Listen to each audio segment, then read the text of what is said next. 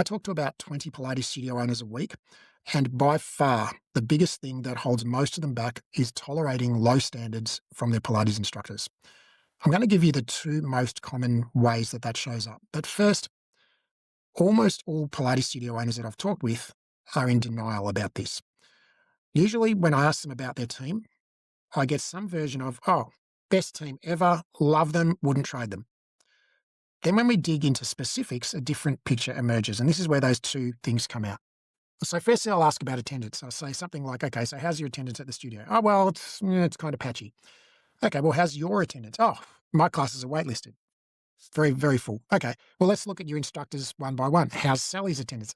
Sally's attendance isn't that great, as a matter of fact. All right, well, if you've been tolerating that, that's why it's still happening. Miss Sally needs coaching. You need to audit her class. You need to help her lift her game so that her classes fill up. The second area where I see this come out is in a mismatch between what the studio needs in terms of availability and the way people are scheduling. So I'll say something like, okay, all of your 6 p.m. classes on a weeknight are all waitlisted, but I notice that you don't have a 6 p.m. on Wednesday, but you've got a 4 p.m. on Wednesday that's half empty. So why don't we just take that 4 p.m. and put it at 6 p.m.? It'll fill up. We can't do that because Sally's not available at 6 p.m. on Wednesdays because her kids go to soccer practice. So she is available at 4, so we just put the class on at 4 instead. And that is the tail wagging the dog. Your business is a service business. It exists to serve your customers. You need to make service available at times that your customers want to use the service. Restaurants put on dinner at 6 p.m. because that's when people want to eat dinner. They don't put it on at 2 p.m. because that's when the chef is available.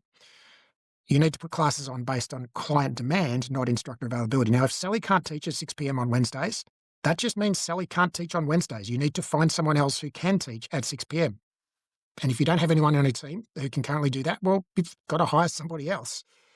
And if that person needs more than one shift a week, well, maybe you give her the rest of Sally's shifts as well, because you need somebody whose availability matches the studio's needs.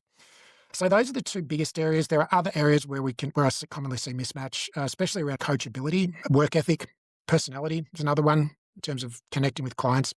But those are the two biggest ones. And for you as a studio owner, if you've been tolerating this up until now, no judgment from me, and don't be hard on yourself.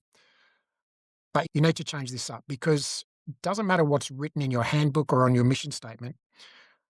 What you tolerate is the true standard in your studio. And if you've been tolerating half-empty classes and scheduling based on instructor availability, well, that's the real standard in your studio right now. So to fix that, you need to start looking at the objective performance metrics of your instructors and coaching them up or replacing them.